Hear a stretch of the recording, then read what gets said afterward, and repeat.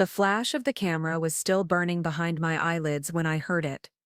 The words that would change everything between us, spoken with the casual cruelty that only comes from someone who thinks they're untouchable. I was standing in the living room of my son Marcus's penthouse apartment, smoothing down my emerald green blouse, the one I'd bought specifically for this family gathering, when he turned to his girlfriend Sophia and said with a dismissive laugh, "Maybe Mom should sit this one out. She's getting a bit too old for family photos. Don't you think?" Before we jump back in, tell us where you're tuning. And if this story touches you, make sure you're subscribed, because tomorrow I've saved something extra special for you. The other relatives chuckled nervously. Sophia shifted uncomfortably. But I just stood there, my hand frozen on the fabric of my blouse, feeling something crack inside my chest. Not break, crack, like the first hairline fracture that eventually brings down an entire building. I smiled, the way I'd learned to smile through 30 years of single motherhood, through late mortgage payments, and skipped meals so my boy could have the best of everything. "Of course," I said quietly, "you take your photo." What Marcus didn't know, what none of them knew, was that the woman he'd just dismissed as too old held the keys to everything he thought he owned.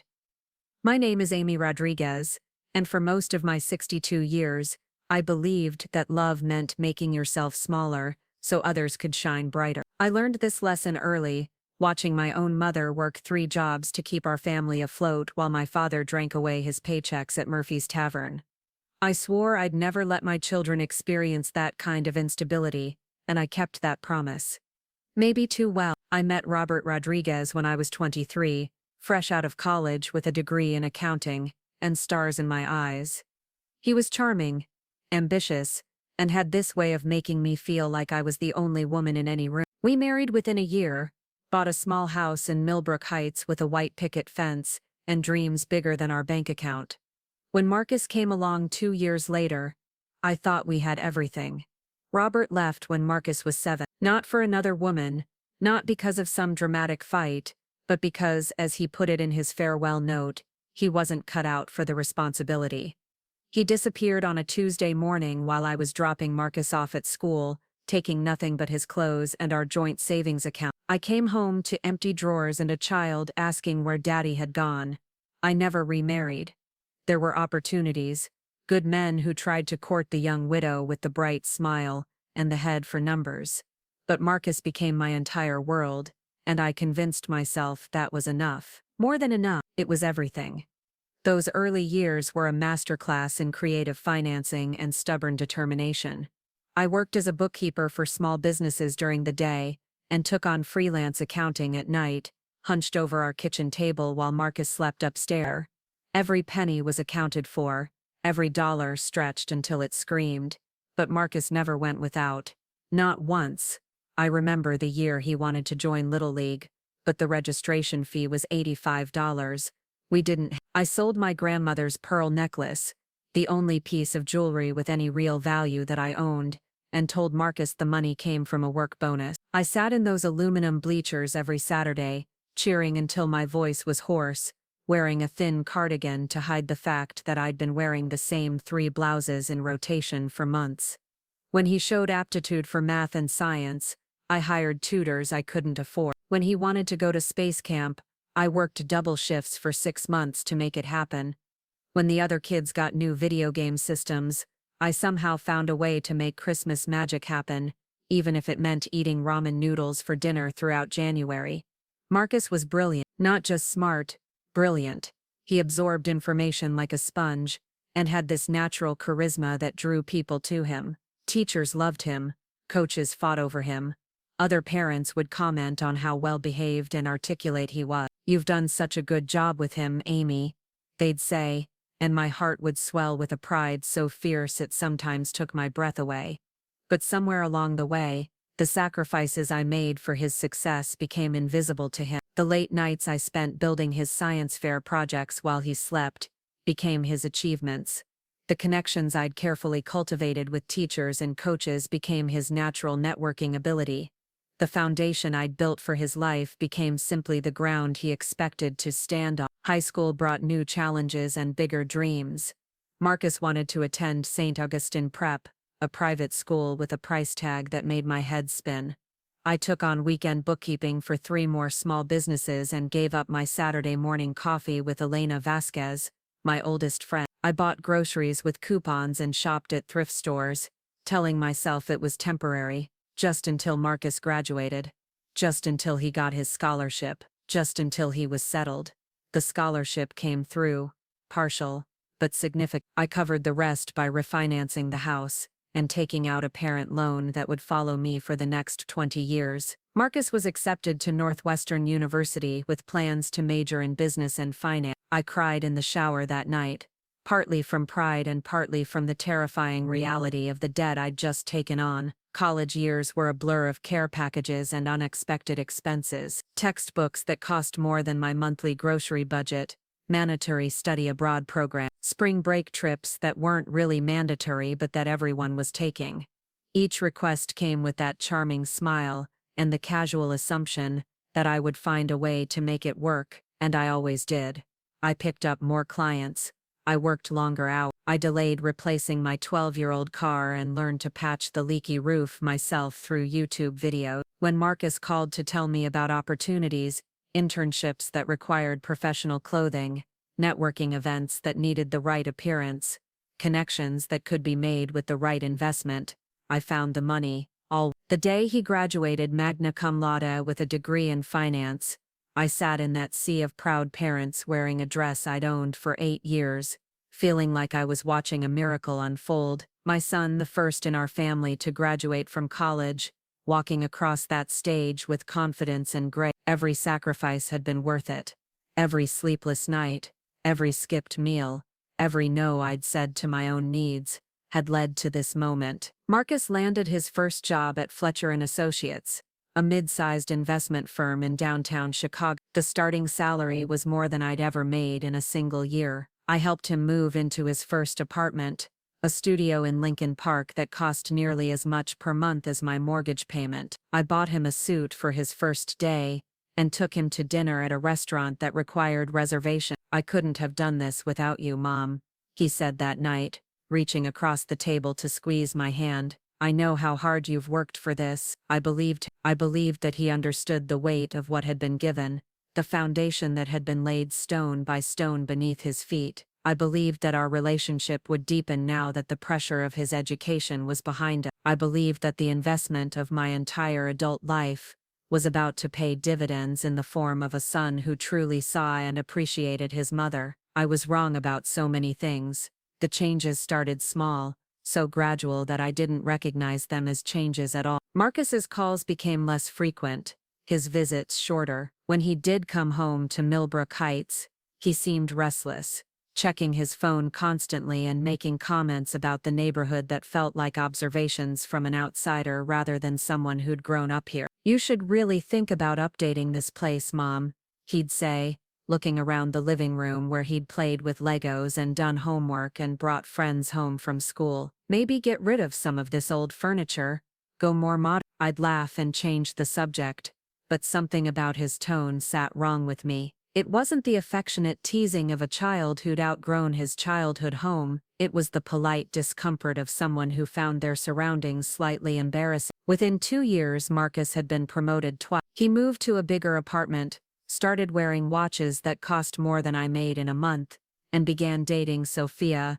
a marketing executive with an MBA from Wharton, and a family background that made my single mother story seem quaint by comparison. I met Sophia at a dinner Marcus organized for his birthday. She was beautiful, polished, and perfectly pleasant in the way that people are when they're making an effort to be kind to someone they consider beneath their notice. She asked polite questions about my work and nodded with appropriate interest when I mentioned the small businesses I helped with their books. But I caught the glance she exchanged with Marcus when I mentioned shopping for his birthday gift at Walmart, and I saw the almost imperceptible way she guided the conversation away from topics that might reveal too much about where Marcus had come from. After that dinner, Marcus started making subtle suggestions about my appearance. When we were going to be in public together, "Maybe wear the navy blue dress instead of the green one, Mom. It's more, classic, or you might want to tone down the jewelry a bit." Less is more, they say. I told myself he was trying to help me fit into his new world. I told myself it was sweet. Preparing and narrating this story took us a lot of time. So if you are enjoying it, subscribe to our channel. It means a lot to us.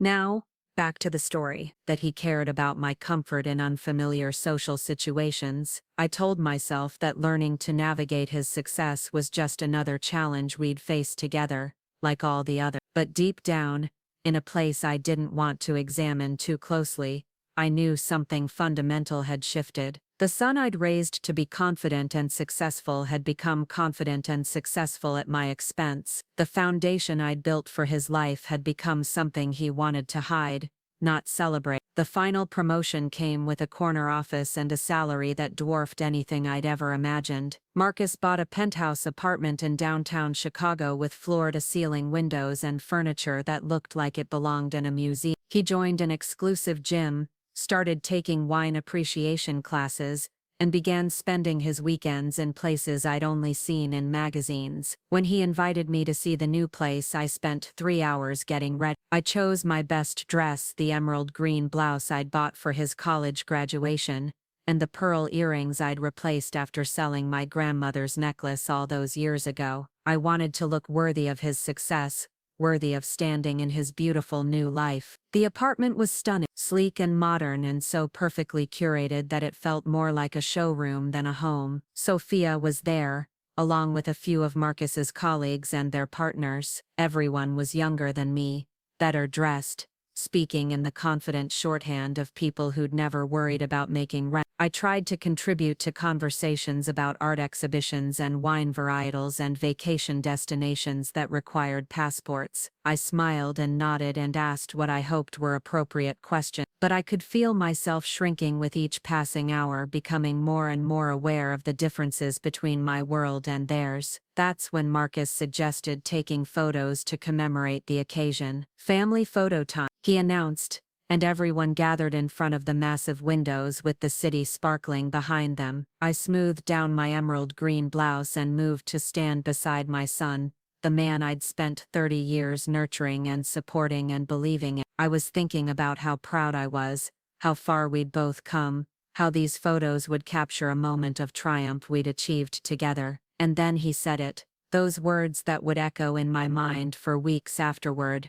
"Maybe Mom should sit this one out. She's getting a bit too old for family photos, don't you think?" The laughter that followed wasn't malicious. It was worse than malicious. It was casual, thoughtless, the kind of laughter that treats someone's humiliation as a minor social inconvenience. And in that moment, as I stepped back from the group and watched them arrange themselves for their picture, I realized that I had spent 30 years building a life for someone who no longer considered me part of it. But what Marcus didn't know, what none of them knew as they posed and smiled and captured their perfect moment, was that the woman they'd just dismissed held more power than they could possibly imagine. The foundation I'd built wasn't just emotional and financial support over the years. It was something much more concrete, much more valuable, and much more fragile than my son had ever bothered to understand. As I drove home that night through the familiar streets of Millbrook Heights, past the house where I'd raised him and the schools where I'd cheered for him, and the life I'd built around loving him, I made a decision that would change everything between us forever. If Marcus thought I was too old to be part of his family,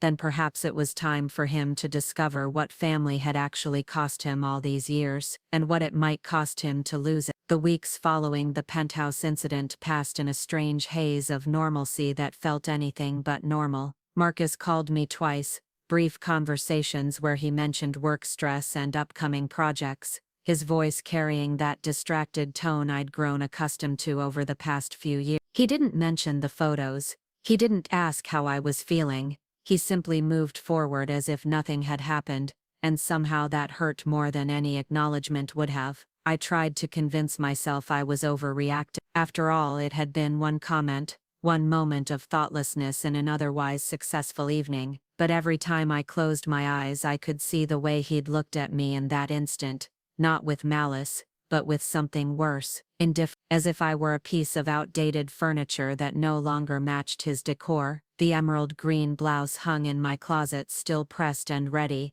but I couldn't bring myself to wear it again. Every time I reached for it, my hand would pause and I'd select something else instead, something quiet, something that wouldn't draw attention or require explanation. My daily routine remained unchanged on the surface. I woke at 6:30, made coffee in the same ceramic mug I'd used for 15 years, and spent my mornings working through the books for my regular client. Martina's auto repair needed their quarterly taxes prepared. The Thompson family's bakery required help reconciling their cash flow statements. Mrs. Chen's boutique was expanding and needed projections for her bank loan application. These were good people, hard-working families who trusted me with their financial futures. They paid me fairly, treated me with respect, and never made me feel like my contributions were anything less than valuable. But increasingly, I found myself wondering how Marcus saw this work. When he asked about my job, which happened less and less frequently,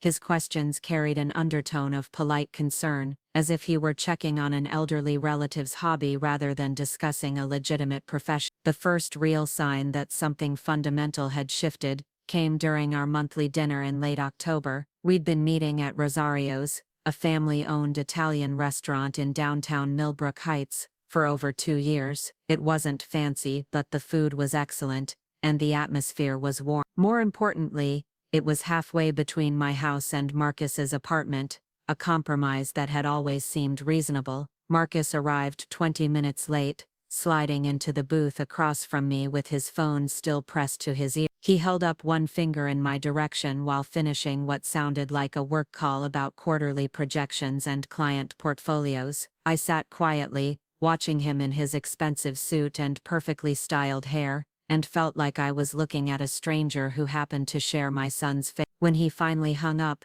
his first words weren't an apology for being late. They were, "Sorry, Mom, but I can only stay about 45 minutes. Sophia and I have tickets to that new play downtown, and traffic's going to be murder." I nodded and smiled the way I always did. "Of course, sweetheart, I'm just happy to see you." But as I watched him scan the menu with barely concealed impatience, I realized this wasn't about time constraints. This was about priorities, and somewhere along the way, our monthly dinners had dropped very low on his list. The conversation that followed was stilted and strange. Marcus talked about work achievements and social events, his voice animated when describing a networking gala he'd attended, or a weekend trip to Napa Valley that Sophia had organized. But when I mentioned that Miss Chen's boutique had been featured in the local business journal, or that I'd been asked to speak at a small business workshop next month, his responses were perfunctory at best. "That's nice, Mom," he said, not looking up from his phone as he scrolled through what appeared to be email. "Good for you." The dismissal in those 4 words landed like a physical blow. "Good for you," as if my accomplishments were small consolation prizes that he was graciously acknowledging before moving on to more important matters. When our food arrived, Marcus ate quickly while continuing to check his phone. I found myself rushing through my own meal, suddenly, self-conscious about taking up too much of his valuable time. The easy conversation we'd once shared was replaced by awkward silences, and my increasingly desperate attempts to find topics that might hold his interest. He left exactly 45 minutes after arriving, kissing my cheek with the distracted affection one might show to a distant elf. As I watched him hurry toward his car, phone already back at his ear, I felt a loneliness so profound it took my breath away. The pattern repeated itself throughout the fall and into winter. Our monthly dinners became sporadic, often canceled at the last minute, due to work emergencies or social obligations. When they did happen, Marcus's attention was divided at best, his body present but his mind clearly elsewhere. The holidays brought their own particular form of torture. Marcus and Sophia spent Thanksgiving with her family at their estate in Lake Forest, a sprawling property that had been in the Whitman family for 3 generations. I was invited, of course, but the invitation felt obligatory rather than genuine. "You're welcome to join us, Mom," Marcus had said during one of our increasingly brief phone calls, "but I should probably warn you, it's pretty formal." Sophia's mother is very particular about these things. The subtext was clear. I wouldn't fit in. My presence would be tolerated but not celebrated. I would be the charity case at the children's table, smiled at with polite condescension while the real family enjoyed their traditions. I declined gracefully, claiming I'd already made plans with Elena and her family. It wasn't entirely a lie. Elena had invited me, but the truth was, I couldn't bear the thought of sitting through an entire evening of feeling like an unwelcome outsider in my own son's life. Christmas was marginally better, but only because it took place on my territory. Marcus and Sophia came to my house for dinner, arriving late and leaving early to attend a party at one of Sophia's colleagues' homes. They brought expensive wine that I couldn't properly appreciate, and talked about people I didn't know while I served the ham I'd been preparing since dawn. Sophia complimented my cooking with the enthusiasm of someone determined to be gracious about a quaint local custom. Marcus ate quickly and checked his watch frequently. When I brought out the photo albums I'd been organizing, pictures of Marcus throughout his childhood and adolescence, Sophia flipped through them with polite interest, while Marcus visibly cringed at images of himself in our modest living room, wearing clothes from discount stores and smiling gap-toothed grins. "You were such a cute kid," Sophia said, her voice carrying that particular tone people use when discussing someone's embarrassing past. "It's amazing how much you've changed." Marcus laughed and quickly closed the album. "Yeah, well, we all grow up eventually." The casual dismissal of his entire childhood, our entire shared history, left me speechless. These weren't just photographs of a boy growing up, they were evidence of love, of sacrifice, of thousands of small moments that had shaped him into the man he'd become. But to him, they were apparently just reminders of a past he'd rather forget. After they left that evening, I sat alone in my living room, surrounded by dirty dishes and the lingering scent of expensive perfume that didn't belong in my house. The photo albums lay scattered across the coffee table, and I found myself staring at a picture of 8-year-old Marcus hugging me after his Little League team had won their championship. In the photo, his arms are wrapped tightly around my neck, and his face is radiant with joy and pride. He's wearing the uniform I'd worked extra shifts to afford, and the trophy in his hands represents hours of practice I'd supervised and games I'd never missed. That little boy had loved me without reservation or embarrassment. He'd been proud to have me cheer for him from the stands, proud to introduce me to his friends, proud to call me Mom. But somewhere between that championship game and this Christmas dinner, he'd learned to see me differently, not as the foundation of his success, but as evidence of humble beginnings he'd rather not acknowledge. The new year brought subtle but significant changes to our relationship. Marcus's calls became even less frequent, and when we did speak, he seemed to be performing the role of dutiful son, rather than actually engaging with me as a person. Our conversations followed a predictable script. He would ask about my health and my work. I would provide brief updates, and then he would launch into lengthy monologues about his own life that required little input from me beyond occasional murmurs of approval. It was during one of these calls that I first heard about the promotion he was being considered for. Senior Vice President of Client Relations, a position that would make him one of the youngest executives in Fletcher & Associates history.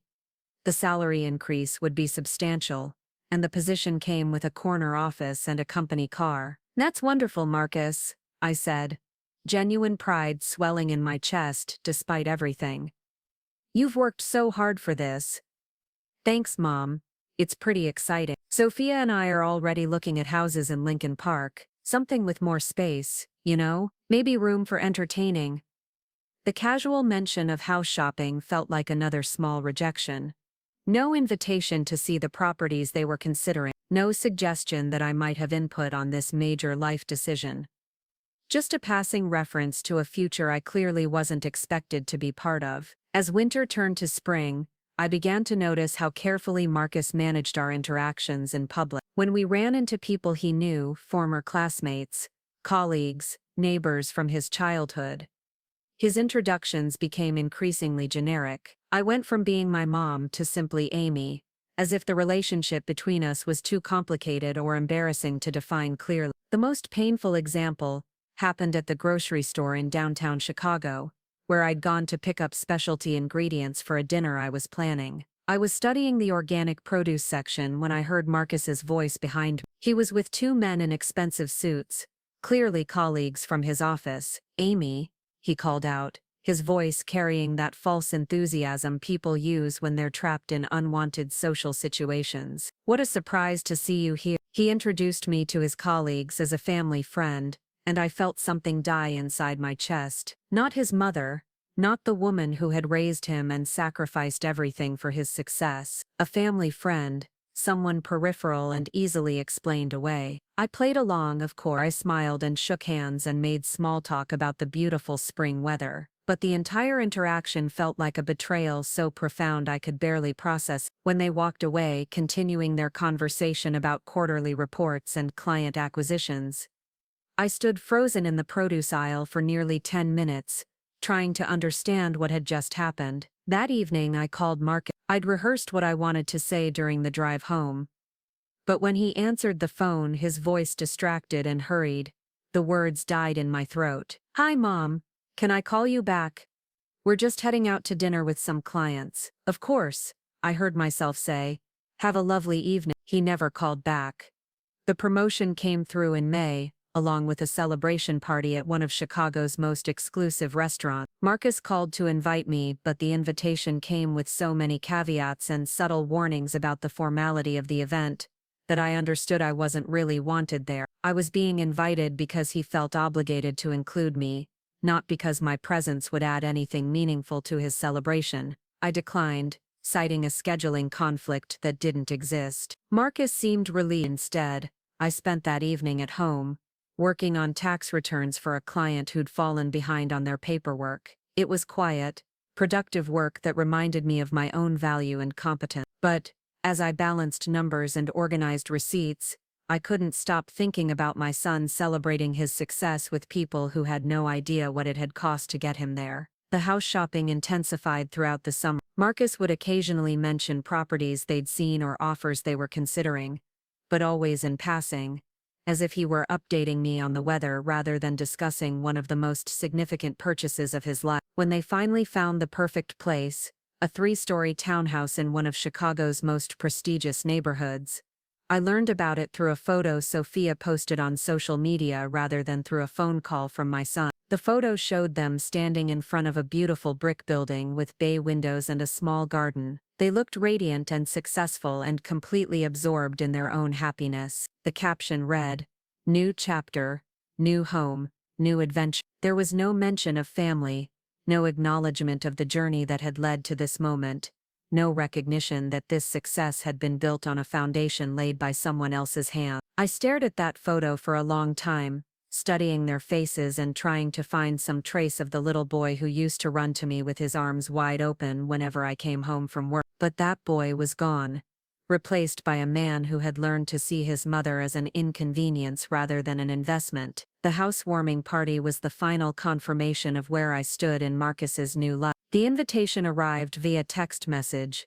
2 days before the event, clearly an afterthought rather than a planned inclusion. When I arrived at the townhouse, I was struck immediately by how different it felt from any space I'd ever shared with my son. Everything was perfect. The furniture was modern and expensive, the artwork was professionally selected, and the wine being served cost more per bottle than I typically spent on groceries in a week. The guests were all young professionals, people who moved through the world with the confidence that comes from never having to worry about making rent or choosing between paying the electric bill and buying school supplies. I tried to find my place in the conversations flowing around me, but every topic seemed designed to exclude rather than include. They discussed vacation destinations I'd never heard of, restaurants that required reservations months in advance, and cultural events that assumed a level of disposable income I'd never possessed. When someone asked what I did for work, my explanation of small business accounting was met with polite nods and a quick change of subject. But the moment that crystallized everything happened near the end of the evening. Marcus had been moving through his guests with the practiced ease of a natural host, making introductions and ensuring everyone felt welcome, everyone except me. I'd been standing near the kitchen nursing the same glass of wine for over an hour, when I overheard him talking to a group of his colleagues about his background. "I'm pretty much self-made," he was saying, his voice carrying the confident authority of someone who believes his own mythology. "Grew up lower middle class, worked my way through college, started at the bottom and climbed up through pure determination. The casual erasure of my role in his success was so complete, so effortless, that I felt physically ill, as if his college education had materialized out of thin air, as if the foundation for his ambition had been laid by his own hands rather than mine, as if 30 years of sacrifice and support and unwavering belief in his potential had been nothing more than background noise in the story of his inevitable triumph. I set down my wine glass and quietly gathered my purse. No one noticed me leave, including my son. The drive home through the familiar streets of Millbrook Heights felt like traveling between two different worlds. Here were the houses where families like mine lived, where parents worked multiple jobs and children learned the value of hard work through necessity rather than choice. Here were the schools where I'd volunteered and the stores where I'd clipped coupons and the life I'd built one careful decision at a time. But for Marcus, this world had become something to escape rather than honor. The foundation I'd laid had become a launching pad he'd used once and then abandoned. And the woman who had made his success possible had become an embarrassment he managed rather than a mother he celebrated. As I pulled into my driveway that night, looking up at the modest house where I'd raised him, I felt something shift inside me. Not anger, not yet, but a cold clarity that cut through years of willful blindness and hopeful denial. I had spent 30 years investing in my son's future, believing that love and sacrifice would eventually be rewarded with respect and gratitude. But Marcus had learned to take those investments for granted while forgetting who had made them possible. He'd climbed the ladder I'd built for him and then pulled it up behind him, leaving me standing on the ground while he enjoyed the view from the top. But what Marcus didn't understand, what none of them understood, was that the foundation I'd built for his life wasn't just emotional or financial support that could be discarded once it was no longer needed. It was something much more concrete, much more valuable, and much more fragile than he'd ever bothered to learn. And if my son truly believed he was self-made, then perhaps it was time for him to discover what happened when the foundation he'd forgotten about was suddenly removed from beneath his feet. The invitation to Marcus's engagement party arrived on a Tuesday morning in September, delivered not by a personal call or even a text message, but through an elegant cream-colored card that had clearly been designed by a professional station. My name was written in flowing script across the envelope, but when I opened it I found myself listed among what was obviously a mass mailing. No personal note, no handwritten addition, just my name, printed on a guest list that had been fed through an expensive printer. I held the invitation in my hands for a long time, studying the gold embossing and the formal language that announced Marcus Rodriguez and Sophia Catherine Whitman would be celebrating their engagement at the Palmer House Hotel. The date was 3 weeks away. The dress code was black tie optional. RSVP required by a date that was already 4 days past. The lateness of the invitation wasn't an oversight, it was a message. I was being invited because excluding me entirely would raise questions, but the timing made it clear that my attendance wasn't actually desire. I was a box to be checked, an obligation to be managed, nothing more. I called Marcus that afternoon, catching him during what I hoped would be a lunch break. When he answered, I could hear the ambient noise of a restaurant in the background, the clink of glasses and the murmur of conversation that spoke of business meals and important decisions. "Hi, Mom," he said, his voice already carrying that distracted quality I'd grown to dread. "What's up?" "I received your engagement invitation," I said, trying to keep my voice neutral. "Congratulations, sweetheart. I'm so happy for you both." There was a pause and I could almost hear him calculating how to handle this conversation. "Thanks, yeah, we're really excited. It's gonna be a great party." "I noticed the RSVP date has already passed," I continued gently. I wasn't sure if you still needed my response. Another pause, longer this time. "Oh right, sorry about that. The whole thing has been crazy to organize. Sophia's handling most of the planning, and she's been so stressed about getting everything perfect." The implicit message was clear. This was Sophia's event, organized according to Sophia's standards, and any awkwardness around my invitation was simply an unfortunate oversight in a very complicated process. I was expected to understand and accommodate, just as I always had. "Of course," I said. "Should I plan to attend?" "Absolutely," Marcus replied, but his enthusiasm sounded forced. "Just, it's a pretty upscale crowd, very formal. I'm sure you'll be fine." but maybe ask Elena to help you find something appropriate to wear. Sophia's really particular about the aesthetic. The suggestion that I needed help dressing myself for my own son's engagement party landed like a slap. I was a 62-year-old woman who had successfully navigated 3 decades of professional and social situations without embarrassing myself. But in Marcus's mind, I had apparently become someone who required management and guidance to avoid becoming a liability. "I'm sure I can manage something suitable," I said, my voice tighter than I intended. "Great," Marcus said quickly, clearly eager to end the conversation. "Listen, I have to run, client lunch, but we'll see you there, okay?" The call ended before I could respond, leaving me sitting in my kitchen with the phone still pressed to my ear, and a hollow feeling in my chest that had nothing to do with hunger. I spent the next 2 weeks preparing for the engagement party with the same careful attention I'd once devoted to Marcus's school events and award ceremonies. I found a dress at Nordstrom, a simple black cocktail dress that was elegant without being flashy, appropriate without being memorable. I made an appointment at a salon I'd never been to before, letting them style my hair in a way that felt foreign but sophisticated. I even bought new shoes, despite the fact that the cost represented nearly a week's worth of grocery money. But as I stood in front of my bedroom mirror the night before the party, adjusting the unfamiliar jewelry and checking my appearance one final time,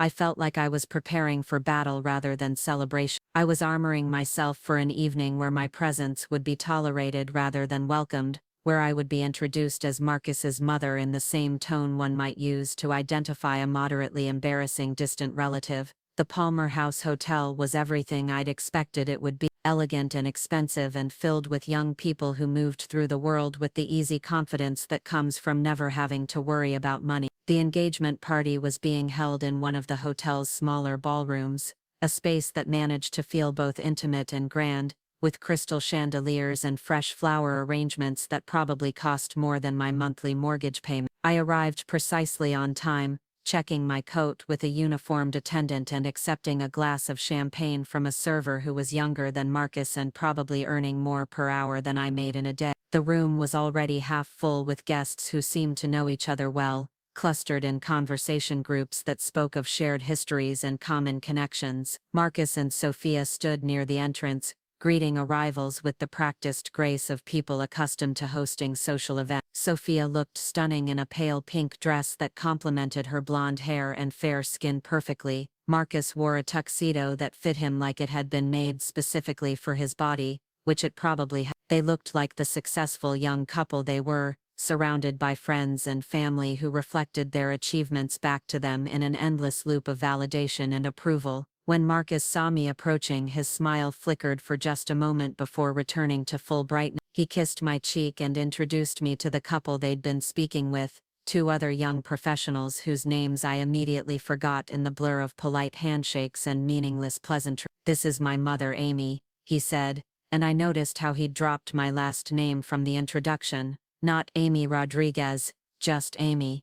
As if even sharing his surname with me might confuse people about his identity. Sophia hugged me with the kind of careful affection one shows to fragile elderly relatives. "Amy, you look lovely," she said, her voice carrying that particular tone of surprise that suggested she'd been prepared for something much worse. I thanked her and complimented her dress, her ring, the beautiful decorations. I played the role I'd been assigned, the proud mother who was grateful to be included in her successful son's celebration. But even as I smiled and made small talk and admired the flower arrangements, I felt like I was watching the evening unfold from somewhere outside my own body. The guest list was exactly what I'd expect: young professionals from Marcus's office, college friends who'd gone on to similar success, Sophia's sorority sisters who'd married well and settled into lives of comfortable prosperity. These were people who'd never worked multiple jobs to make ends meet, never chosen between paying the electric bill and buying groceries,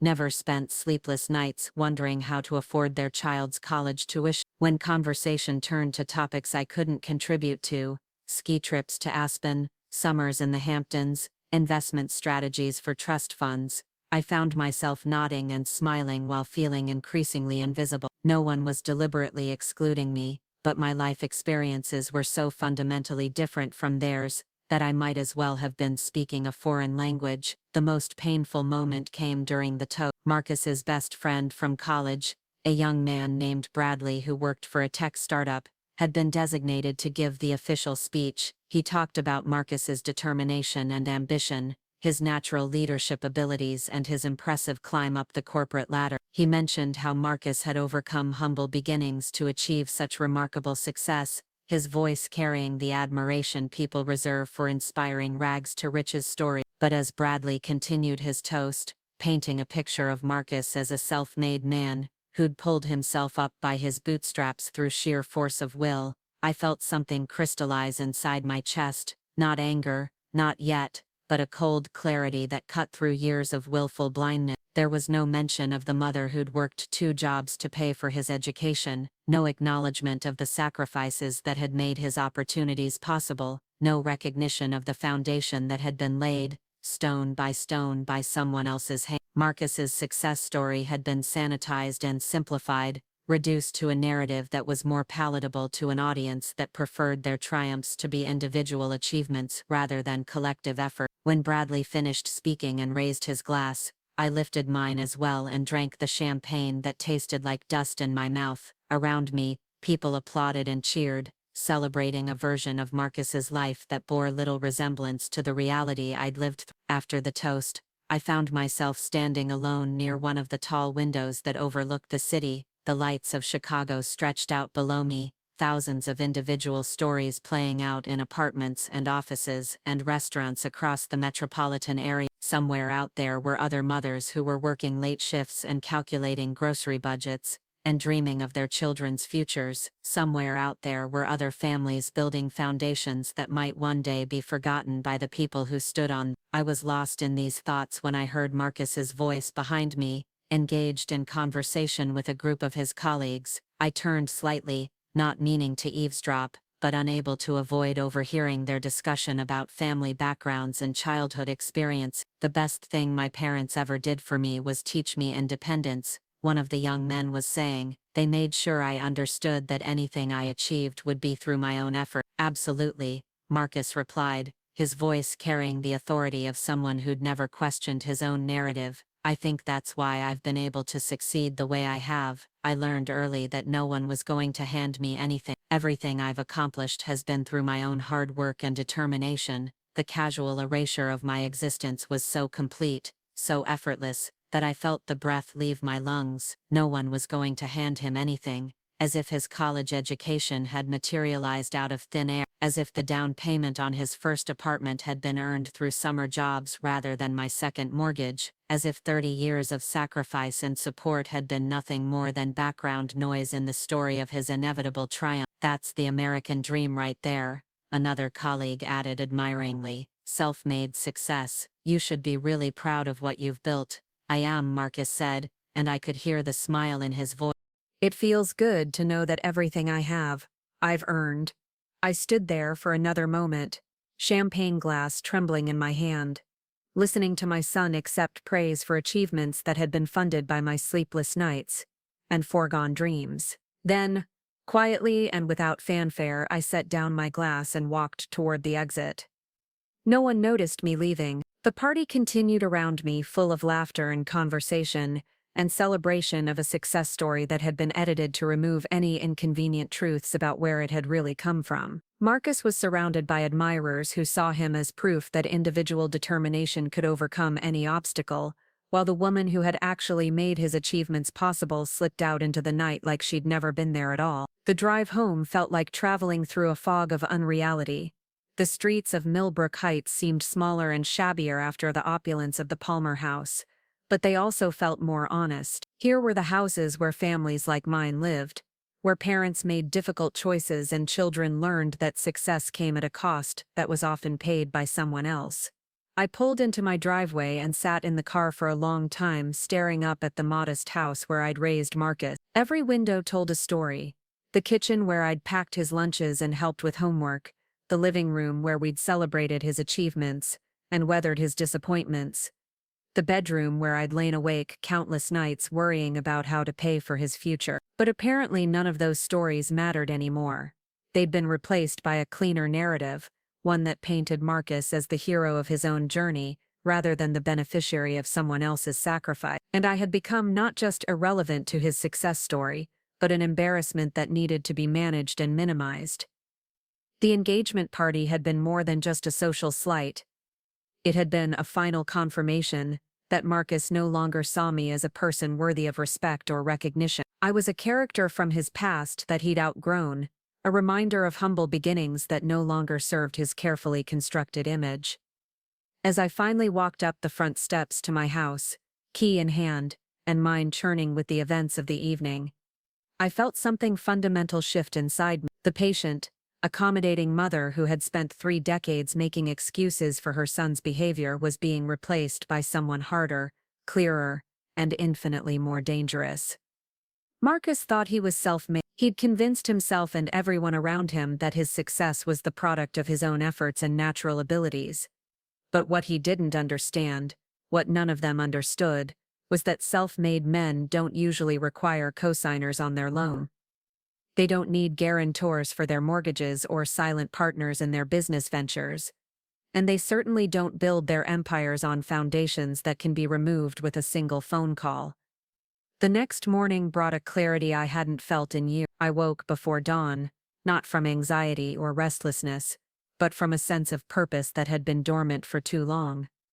I made coffee in my familiar kitchen, surrounded by the modest comforts I'd built for myself, and began to consider the true scope of my son's vulnerability. Marcus had been so focused on climbing the ladder of success that he'd never bothered to examine the foundation supporting it. He'd signed documents without reading them, accepted financial arrangements without questioning them, and built his adult life on assumptions that had never been tested. The townhouse in Lincoln Park that he was so proud of, the one that symbolized his arrival in Chicago's elite social circles. I'd co-signed the mortgage application when his credit history proved insufficient for the loan amount he'd requested. The bank had required a guarantor with substantial assets and a proven track record of financial stability. Marcus had asked me to help, promising it was just a formality, a temporary measure until his next promotion came through. The BMW sedan he drove to work every day, the one that projected success and sophistication to his colleagues and clients. It was registered in both our names, because the lease company had required additional security for such an expensive vehicle. Again, Marcus had framed it as a minor inconvenience, a brief arrangement that would be revised once his credit score improved. Even his investment portfolio, the one he'd built through careful planning and strategic risk-taking, had required my signature on several key documents. When Marcus had wanted to move beyond simple savings accounts into more sophisticated financial instruments, he'd needed someone with established credit and assets to vouch for his application. In each case, Marcus had presented these arrangements as temporary necessities, hurdles to be cleared on his path to complete financial independence. And in each case, I'd agreed to help because I believed in his success and wanted to support his ambition. But temporary had stretched into permanent, and what he'd described as formalities had become fundamental pillars supporting his entire lifestyle. The irony was almost poetic. My son, who had just spent an entire evening accepting praise for his self-made success, was living a life that was legally and financially entangled with the mother he'd been so eager to distance himself from. Every symbol of his achievement, every marker of his progress, bore my signature as well as his. As I sat in my kitchen that morning, reviewing the mental catalog of documents I'd signed and commitments I'd made, I felt a power I'd forgotten I possessed. Marcus had been so confident in his narrative of individual achievement that he'd never considered what might happen if the foundation of his success decided to stop supporting the structure built on top of it. The engagement party had been my breaking point, but it didn't have to be my ending. I'd spent 3 decades investing in my son's future, believing that love and sacrifice would eventually be rewarded with respect and gratitude.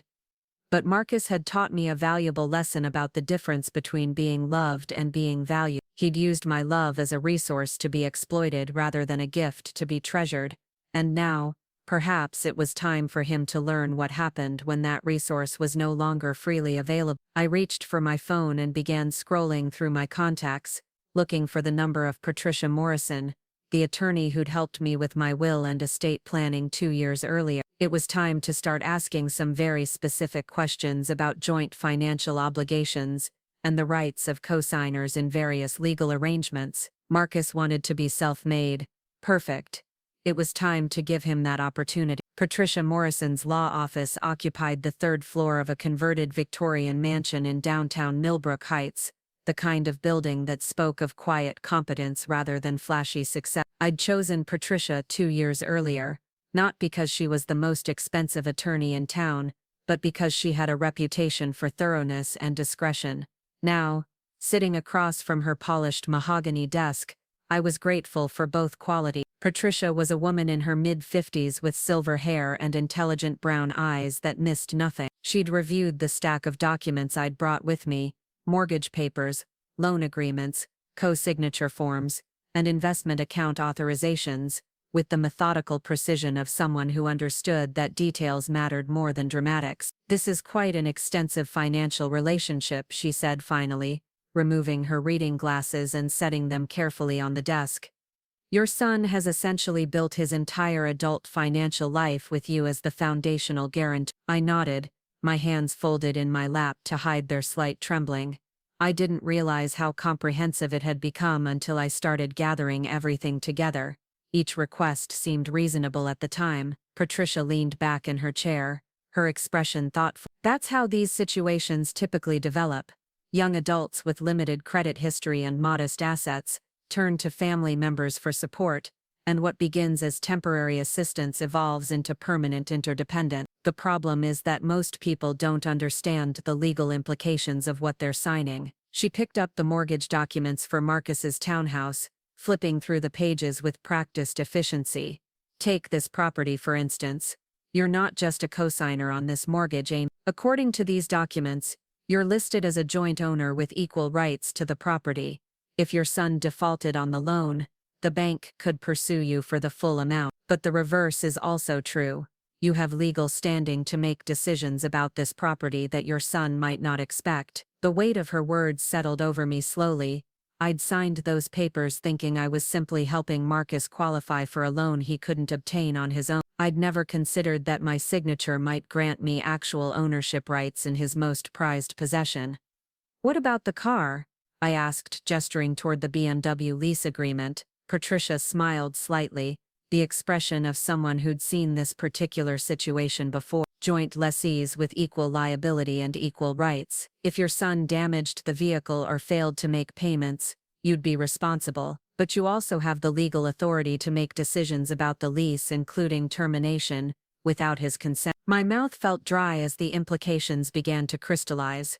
"And the investment accounts, those are perhaps the most interesting," Patricia said, pulling out a thick folder of investment documents. "Your son has been quite successful in building his portfolio, but several of these accounts list you as either a joint owner or authorized representative. In practical terms, that means you have access to substantial assets that he probably considers entirely his own." I stared at the documents spread across Patricia's desk, seeing them with new eyes. What I'd thought of as a collection of favors I'd done for my son was actually a comprehensive web of legal and financial connections that bound our lives together in ways he'd apparently never bothered to understand. "I need to ask," Patricia continued gently, "what you're hoping to accomplish with this information.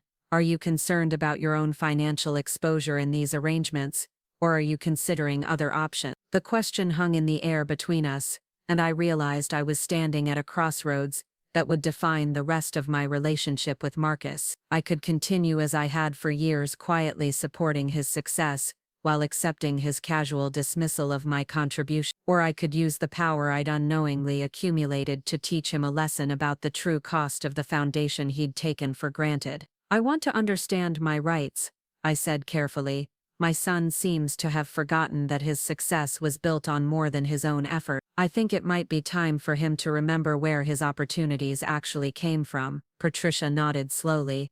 "In that case, we should discuss your options in detail, because based on these documents, you have considerably more leverage than your son realizes." Over the next 2 hours, Patricia walked me through the intricacies of joint financial obligations and shared asset ownership, The picture that emerged was both more complex and more powerful than I'd imagined. Marcus's carefully constructed adult life was built on a foundation I not only owned, but could legally control, the townhouse that represented his arrival in Chicago's social elite. I could force a sale or demand my share of the equity at any time. The investment portfolio he'd built through careful planning and strategic risk-taking, a significant portion of it was held in accounts where I retained equal access and decision-making authority. Even his credit score, which he was so proud of building, was partially dependent on my continued participation in joint accounts that affected both our financial profiles. The key thing to understand, Patricia explained,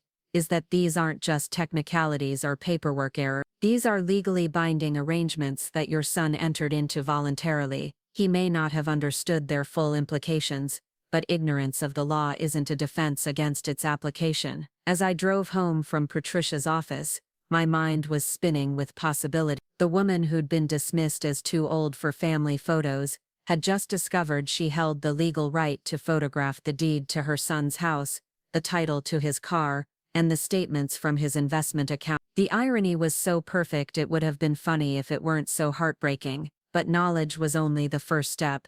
What I did with this information would determine whether I was simply a bitter mother seeking revenge, or someone teaching a valuable lesson about gratitude and respect. The distinction mattered, not just for Marcus, but for my own sense of who I wanted to be in this situation. I spent the evening researching financial law and joint ownership rights, using the computer Marcus had bought me for Christmas 3 years early. The same computer he'd explained to Sophia was necessary because Mom's getting older and needs help staying connected.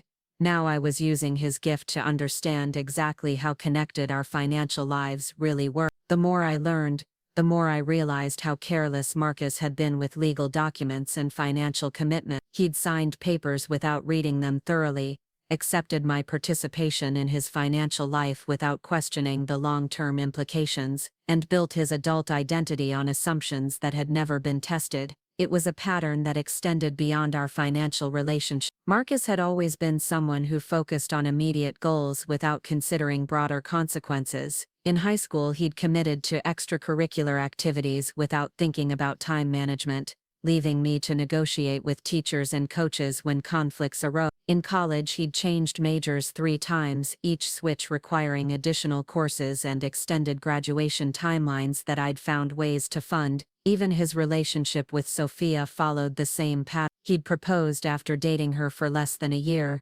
making a decision that would fundamentally alter his life without fully understanding her expectations, or the social obligations that came with joining her family's circle. It was romantic perhaps, but it was also characteristic of someone who leaped first and looked second. Now he was making the same mistake with his treatment of me. He'd assumed that my love and support were unconditional resources, that would always be available regardless of how he chose to acknowledge them. He'd never considered that his foundation might have opinions of its own, or that the woman he'd taken for granted might possess both the means and the motivation to remind him of overlooked realities. The next morning brought an unexpected phone call from Marcus himself. His voice carried an excitement I hadn't heard in months, the enthusiasm of someone with important news to share. "Mom, you'll never guess what happened," he said, barely pausing for my greeting. "Fletcher and Associates just offered me a partnership track position. I'd be the youngest associate partner in the firm's history." I felt a familiar surge of pride mixed with a newer, sharper emotion I couldn't quite name. "That's wonderful, Marcus. You must be thrilled." "I am," he said, and I could picture him pacing around his office the way he used to pace around his bedroom when he was excited about something as a child. "The salary increase is substantial, and there are stock options and profit-sharing opportunities. Sophia and I are talking about moving the wedding up, maybe this spring instead of waiting until next fall." The casual mention of major life decisions I wasn't being consulted about stung, but I kept my voice neutral. "It sounds like everything is falling into place for you." "It really is," Marcus agreed. "Oh, and there's something else. The partnership position comes with additional financial requirements, investment minimums, capital contributions, that kind of thing. Nothing I can't handle, but I might need to liquidate some assets or restructure a few accounts to meet the qualifications." I felt my pulse quicken, but I kept my voice steady. "What kind of restructuring?" just moving some money around, maybe refinancing the house to free up equity. Standard stuff. My financial advisor says it's all routine for this kind of opportunity. The irony was breathtaking. Marcus was planning to reshape the financial foundation that supported his entire lifestyle, without ever considering that the foundation itself might have something to say about those changes. He was making assumptions about assets and accounts that weren't entirely his to control, and he was doing it with the casual confidence of someone who'd never been forced to read the fine print on his own legal documents. That sounds complicated, I said carefully. Have you reviewed all your account agreements to make sure you have the authority to make those changes? Marcus laughed, the sound carrying a hint of condescension I'd grown to recognize. Mom, I appreciate your concern, but I've got excellent financial advisors handling all the details. This isn't really something you need to worry about. The dismissal was so automatic, so reflexive, that I wondered if he even heard himself anymore. Every conversation had become an opportunity for him to explain why I shouldn't trouble myself with understanding his life, as if my decades of managing complex financial situations for small businesses had somehow made me incompetent to grasp his personal finances. Of course, I said. I'm sure you know what you're doing.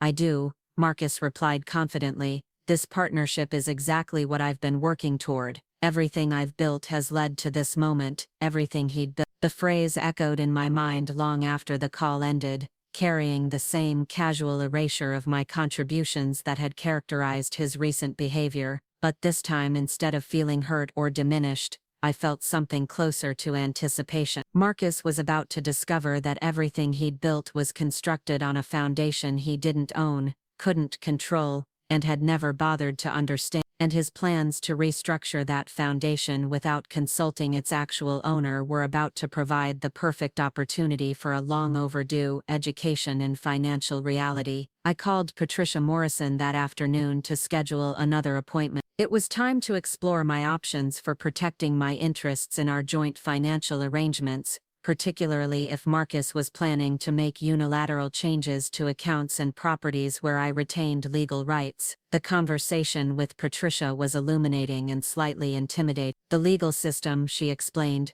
provided numerous protections for people in my situation, but exercising those protections would require careful planning and decisive action. If your son attempts to liquidate joint assets or modify shared accounts without your consent, Patricia said, you have the right to prevent those actions through legal channels, but once you invoke those rights, the situation becomes adversarial rather than cooperative. You need to be prepared for that change in dynamic. I nodded, understanding the weight of what she was telling me. Once I stepped out of the role of supportive mother and into the role of equal partner in Marcus's financial life, there would be no going back to the comfortable fiction that had characterized our relationship for so many years. There's another option to consider, Patricia continued. Rather than waiting to respond to your son's actions, you could take proactive steps to clarify the ownership and control structures in your joint arrangements. It would force a conversation about responsibilities and rights that apparently hasn't happened yet. The idea had an appealing symmetry to it.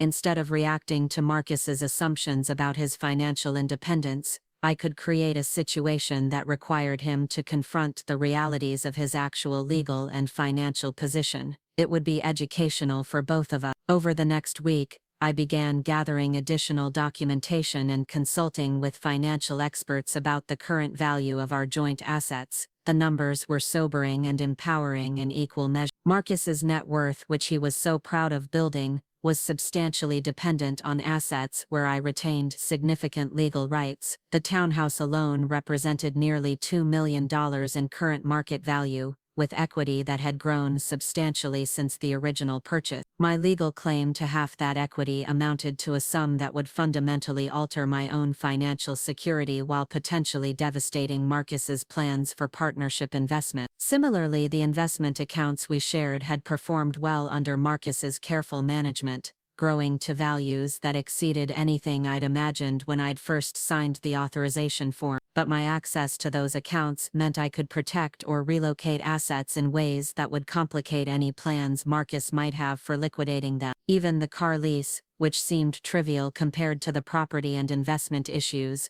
represented a monthly financial obligation that was tied to my credit as well as his. If I chose to terminate the lease or modify its terms, Marcus would be forced to find alternative transportation arrangements that might not align with the image he was trying to project in his professional life. But the most powerful revelation came when I reviewed the credit reports Patricia had helped me obtain. Marcus's excellent credit score, which had been crucial to his recent financial achievements, was partially dependent on joint accounts where my own credit history provided stability and depth. Without my continued participation in those accounts, his credit profile would be significantly weakened, potentially affecting his ability to qualify for the loans and investments his partnership position would require. It was a house of cards built on a foundation he'd forgotten existed, and I was the only person who understood how easily the entire structure could be destabilized. The opportunity to test that understanding came sooner than I'd expected. Marcus called on a Friday afternoon,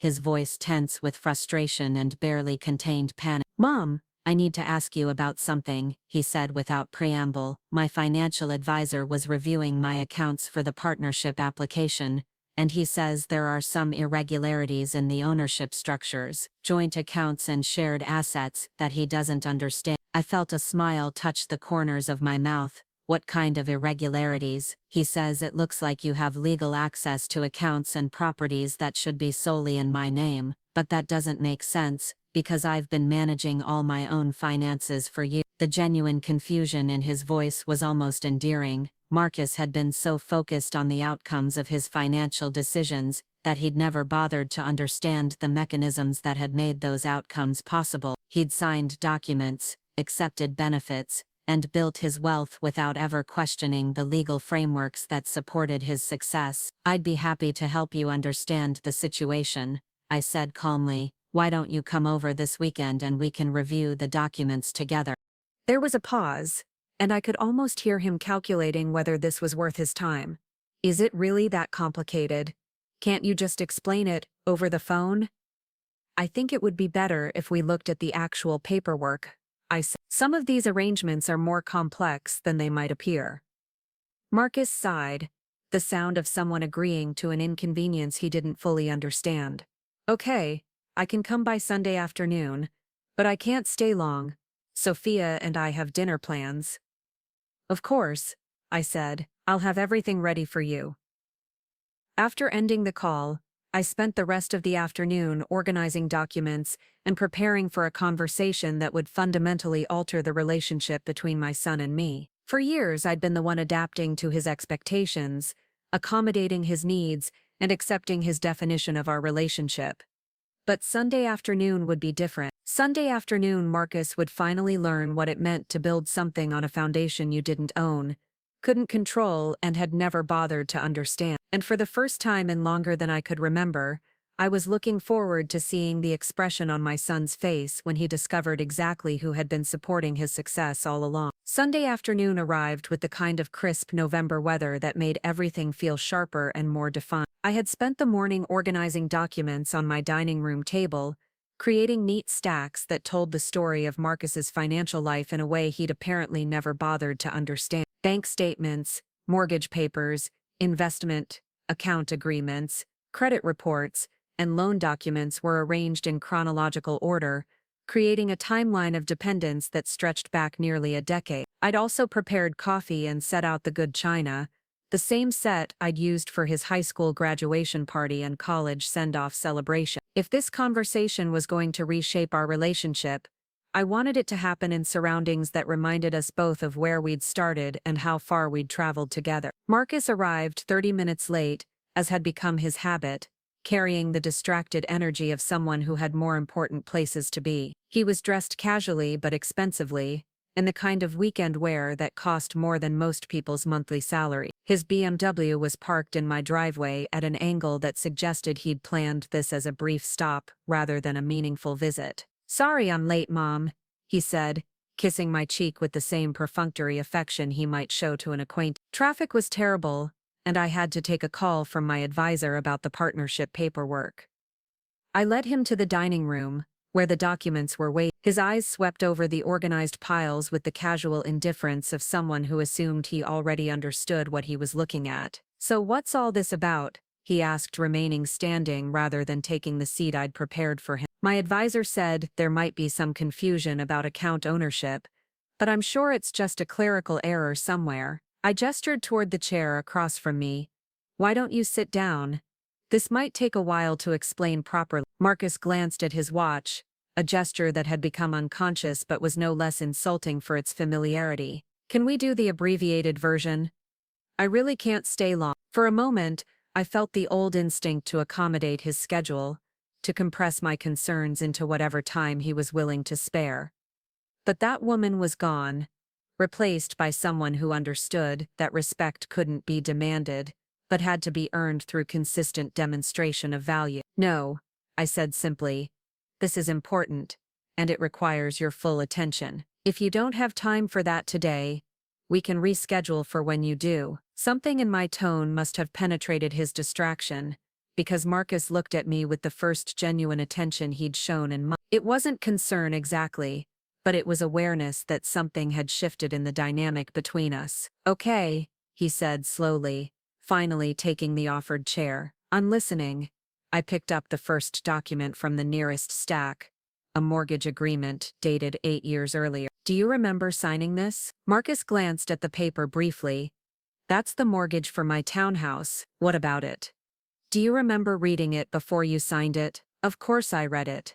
It's a standard mortgage agreement." I handed him the document, open to the signature page. "Then you'll remember that you signed it as a joint borrower, not as the sole purchaser." Marcus took the papers and looked more carefully this time. I watched his expression change as he processed what he was seeing, his confidence flickering as the implications began to register. "This says you're listed as a co-borrower," he said slowly. "But that was just for qualification purposes, to help me get approved for the loan amount I needed." "That's true," I agreed. "But the legal effect is the same regardless of the original intention. According to this mortgage, we're joint owners of your townhouse, equal partners with equal rights to the property." Marcus stared at the document for a long moment, and I could see him recalculating assumptions he'd never questioned. "But I make all the payments, I maintain the property, I chose the neighborhood, and negotiated the purchase price." "All of which is true," I said, "but none of which changes the legal reality of what you signed. In the eyes of the law, that townhouse belongs to both of us equally. If you defaulted on the mortgage, the bank could pursue me for the full amount. But the reverse is also true. I have legal standing to make decisions about that property without your consent." I could see the wheels turning in his mind as he began to understand the implication. The townhouse wasn't just his most valuable asset. It was the foundation of his social identity, the physical symbol of his success that he'd used to establish his place in Chicago's young professional community. "But surely there's paperwork somewhere that clarifies the arrangement," he said, his voice carrying a note of desperation I hadn't heard since he was a child, afraid of disappointing me.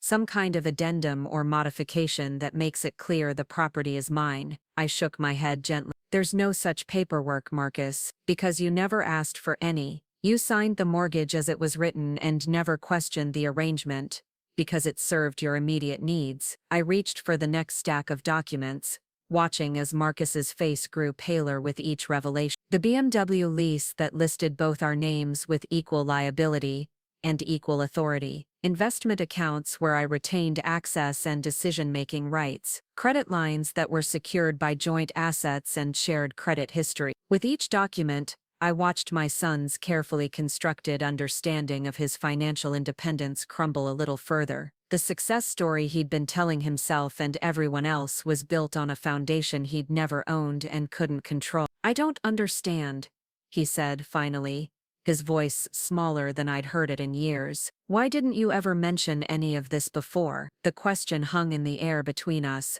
and I felt 30 years of careful restraint and patient accommodation crystallizing into a moment of absolute clarity. "Because you never asked," I said simply. "For years you've made decisions about our financial arrangements without consulting me, assuming that my signature was just a formality rather than a legal commitment." You've built your adult life on the assumption that my support was unconditional and my involvement was temporary, but you never actually verified those assumptions. Marcus leaned back in his chair, the expensive casual wear and confident posture that had defined his recent persona, suddenly looking like a costume that didn't quite fit. I thought you understood that these were just stepping stones, temporary arrangements until I could establish my own credit and qualify for things independently. And when was that going to happen? I asked. When were you planning to remove my name from these accounts and transfer these assets to your sole ownership? Because it's been 8 years since the first of these agreements, and instead of reducing my involvement in your financial life, you've actually increased it. The silence that followed was heavy with the weight of realizations that should have happened years earlier. Marcus was finally beginning to understand that his narrative of self-made success was not just incomplete, but fundamentally inaccurate. What do you want? He asked finally, his voice carrying a note of weariness that suggested he was beginning to grasp the precariousness of his position. It was the first time in years that he'd asked what I wanted rather than simply assuming he knew what I needed. The question itself represented a shift in our relationship that was more significant than any of the financial revelation. I want you to understand what your success actually cost, I said. Not just the money I invested or the documents I signed, but the respect and recognition you've withheld from the person who made your achievements possible. I reached into my purse and pulled out a folder I'd prepared, containing copies of all the joint financial agreements along with a letter Patricia Morrison had helped me draft. This is a formal notice of my intention to exercise my legal rights as joint owner and co-signer in our various financial arrangements. I'm not trying to take anything away from you, Marcus. I'm simply clarifying that these assets and obligations are shared rather than solely yours to control. Marcus took the folder with hands that were visibly shaking. As he read through the contents, I watched his face cycle through a range of emotions: confusion, disbelief, anger, and finally, something that looked like genuine fear. You're threatening to destroy everything I've worked for, he said, his voice tight with barely controlled panic. No, I corrected gently. I'm reminding you that everything you've worked for was built on a foundation that includes me. You can't destroy what you don't own, and you can't control what was never entirely yours to begin with. The distinction was important, both legally and emotionally. I wasn't trying to punish Marcus for his success or diminish his achievement. I was simply refusing to remain invisible in the story of accomplishments that wouldn't have been possible without my participation. What happens now? Marcus asked, his executive confidence replaced by the uncertainty of someone who'd discovered that his assumptions about the world were fundamentally incorrect. That depends on you. We can work together to restructure these arrangements in a way that accurately reflects both our contributions and our rights. Or you can continue making unilateral decisions about shared assets and face the legal consequences of those choices. For the first time in our conversation, Marcus looked directly at me, not through me, or past me, but at me, as if he were seeing me clearly for the first time in years. I never meant to disrespect you, he said quietly. I thought I was protecting you from having to worry about complicated financial matters. The explanation carried the ring of partial truth, but it was also an unconscious admission of how he'd learned to see me, not as an equal partner in our relationship, but as someone who needed protection from realities I'd been navigating successfully for decades. The most disrespectful thing you can do to someone, I said, is to make decisions about their life without consulting them. Every time you've restructured an account or modified an agreement without talking to me first, you've treated me as if my legal rights were irrelevant to your plan. Marcus nodded slowly, and I could see him beginning to process not just the financial implications of our joint arrangements, but the emotional implications of how he'd been treating the person who'd made them possible. I need to call Sophia, he said suddenly. She needs to know about this before we make any decisions about the wedding or the partnership. The instinctive reach for his phone was revealed. Even in the midst of discovering that his understanding of his own financial situation had been fundamentally wrong, his first thought was about how this revelation would affect his relationship with his fiancée, rather than his relationship with his mother. That's your choice, but I should mention that any major financial decisions you're planning, moving up the wedding, investing in the partnership, restructuring assets, for new ventures, will require my consent as long as our current arrangements remain in place. The implications hit him like a physical blow. Every plan he'd been making, every assumption about his financial flexibility, every promise he'd made to Sophia about their future together, was suddenly contingent on the approval of the woman he'd been systematically marginalizing for years. "How long have you known about all this?" he asked, his voice carrying a note of something that might have been admiration if it weren't mixed with such obvious anxiety. "I've always known the legal realities of what I signed," I said, "but I only recently began to understand the full extent of my rights and your vulnerability." Marcus absorbed this information with the expression of someone recalculating everything he thought he knew about the balance of power in his life. The mother he'd been treating as an embarrassing reminder of his humble origins was actually the person who held legal authority over the assets that defined his current status. "What do you want from me?" he asked again, but this time the question carried genuine curiosity rather than defensive wariness. "I want the same thing I've always wanted," I said.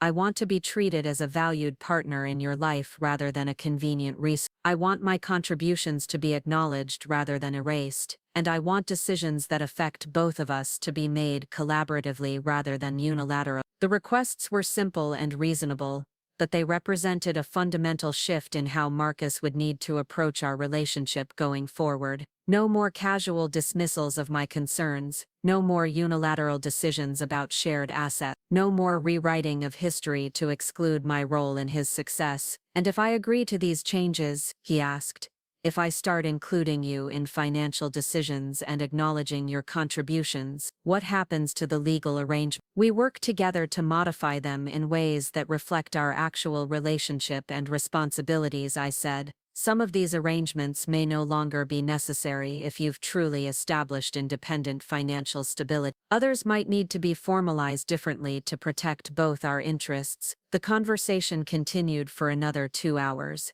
as Marcus slowly came to terms with the reality of his situation. The partnership opportunity at Fletcher & Associates would require significant financial commitments that he couldn't make without my cooperation. The wedding plans with Sophia would need to be adjusted to account for financial realities he'd never fully understood. Even his day-to-day lifestyle was more precarious than he'd realized, dependent on joint arrangements that could be modified or terminated by someone other than himself. But perhaps more importantly, Marcus was finally beginning to understand the emotional cost of the distance he'd created between us. The casual dismissals and social embarrassments weren't just personal slights, they were betrayals of someone who'd invested everything in his success and asked for nothing more than basic respect in return. "I owe you an apology," he said as the afternoon light began to fade through my dining room windows. "Not just for today, but for the past few years. I got so focused on moving forward that I forgot to look back at who was still supporting me." The apology was a beginning, but it wasn't enough by itself. Words could be offered easily and forgotten just as quickly. What mattered now was whether Marcus would demonstrate through his actions that he understood the fundamental changes our relationship required. "Apologies are meaningful when they're accompanied by changed behavior," I said. "I'm willing to work with you to rebuild our relationship, but it has to be based on mutual respect rather than one-sided accommodation." Over the following weeks, Marcus and I began the complex process of restructuring both our financial arrangements and our personal relationship. It wasn't easy, and it wasn't always comfortable. Years of accumulated resentment and misunderstanding don't disappear overnight, and both of us had to learn new ways of communicating and collaborating. The first major test came when Marcus had to explain to Sophia why their wedding timeline and budget would need to be adjusted. The conversation didn't go well, according to Marcus, who discovered that his fiancée's enthusiasm for their relationship was more closely tied to his perceived financial independence than either of them had realized. Sophia's family had expected to be joining forces with a self-made success story, not entering into a complex arrangement with a man whose assets were legally entangled with his mother's ownership rights. The revelation that Marcus's financial foundation was more fragile than it appeared created tensions in their relationship that ultimately proved irreconcilable. 6 months later, Marcus called to tell me that he and Sophia had ended their engagement. His voice carried sadness but also a note of relief that suggested he'd come to understand some fundamental incompatibilities that had been masked by the excitement of shared social ambition. She said she couldn't build a future with someone whose financial situation was so complicated, he told me during one of our now regular weekly dinners. But I think what she really meant was that she couldn't build the kind of future she wanted with someone whose success story included a co-star. The breakup was painful for Marcus, but it also created space for him to examine what he actually wanted from his life, rather than what he thought was expected of him. Without the pressure to maintain an image that impressed Sophia's social circle, he began making choices that reflected his own values rather than external expectations. The partnership opportunity at Fletcher & Associates was restructured to accommodate Marcus's actual financial position rather than his assumed independence. It was still a significant promotion, but it came with more realistic expectations about investment requirements and timeline commitment. More importantly, Marcus began including me in major financial decisions, not because he was legally required to, but because he'd come to value my perspective and experience. The woman he'd once seen as an embarrassing reminder of humble beginnings became a trusted advisor whose insights helped him navigate complex professional and personal challenges. Our monthly dinners resumed, but this time Marcus arrived on time and left his phone in the car. Our conversations became genuine exchanges rather than one-sided updates, with Marcus asking about my work and my interests with the same attention he'd once reserved for his own concerns. The transformation wasn't complete or perfect. There were still moments when Marcus slipped into old patterns of condescension or dismissal, and there were times when I had to remind him that respect was a choice that required consistent demonstration. But the foundation of our relationship had shifted from one-sided dependence to mutual recognition and collaboration. The most powerful moment in our renewed relationship came 8 months after that difficult Sunday afternoon conversation. Marcus called me on a Tuesday evening, his voice excited in a way I hadn't heard since he was a child sharing news about a school achievement. "Mom, I need to tell you something," he said. "Fletcher & Associates is nominating me for the Young Professional Excellence Award from the Chicago Business Association. It's a really big deal. There will be a ceremony, media coverage, the whole thing." I felt the familiar surge of pride, mixed with curiosity about why he was sharing this particular achievement with such enthusiasm. "That's wonderful, Marcus," I said. "You should be very proud." "I am," he agreed. "But here's the thing. Part of the nomination process requires an essay about the foundations of my success, the influences and support systems that made my achievements possible." He paused, and I could hear him taking a deep breath before continuing. "I want to write about you, about the sacrifices you made, and the foundation you built for everything I've accomplished. Not as a footnote or an acknowledgement buried in the back pages, but as the central story of how my success was actually created." The offer represented more than just public recognition. It was Marcus choosing to tell the truth about his achievements, rather than the sanitized version that was more flattering to his ego. It was an acknowledgement that real success stories are collaborative efforts, rather than individual triumphs. "Are you sure?" I asked. "That's quite a departure from the narrative you've been telling about your career. That's exactly why I want to do it," Marcus said. "I spent so many years trying to distance myself from where I came from that I forgot where I was actually going. The truth is more complicated than self-made success, but it's also more meaningful." The essay Marcus wrote for his nomination became one of the most widely shared pieces about family, sacrifice, and the true nature of achievement that had been published in Chicago business media in years. It told the honest story of a single mother who'd invested everything in her son's future, and a young man who'd been slow to understand the value of what he'd been given. But more importantly, it represented Marcus's public commitment to a different kind of relationship with me, one based on recognition rather than dismissal, collaboration rather than control, and genuine appreciation rather than obligatory accommodation. Marcus won the Young Professional Excellence Award, and I was his guest at the ceremony. Not because I was required to be there by legal document or family obligation, but because he wanted to share his moment of recognition with the person who'd made it possible. When he accepted the award that evening, Standing before an audience of Chicago's business leaders and emerging professionals, Marcus began his speech with words I'd waited 30 years to hear. None of us succeeds alone, and I want to begin tonight by recognizing the woman whose vision, sacrifice, and unwavering support made everything I've achieved possible, my mother, Amy Rodriguez. The applause that followed was warm and genuine, but it was nothing compared to the feeling of standing in that ballroom wearing my emerald green blouse, the same one I'd worn to the engagement party where I'd been told I was too old for family photos, and finally being seen, acknowledged, and valued for exactly who I was and what I'd contributed.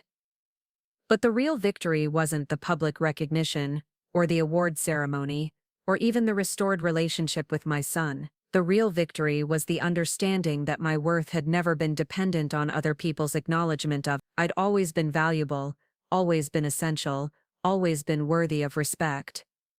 I'd simply forgotten to demand that respect for myself. Marcus learned that self-made success is a myth, and that the foundations we build on matter more than the heights we achieve. But I learned something equally important, that love without respect is just another form of servitude, and that the most important relationship we can nurture is the one we have with our own sense of worth. The woman who'd once made herself smaller so others could shine brighter had discovered that true generosity comes from a place of strength rather than sacrifice. And the mother who'd spent 30 years investing in her son's future had finally learned to invest in her own value with the same dedication and care. Standing in that ballroom that night, watching my son tell the true story of his success to an audience that finally understood the collaborative nature of achievement, I felt something I hadn't experienced in years. Not just pride in Marcus's accomplishments, but pride in my own strength, my own resilience, and my own refusal to remain invisible in a story I'd helped write from the very beginning. The foundation I'd built for my son's life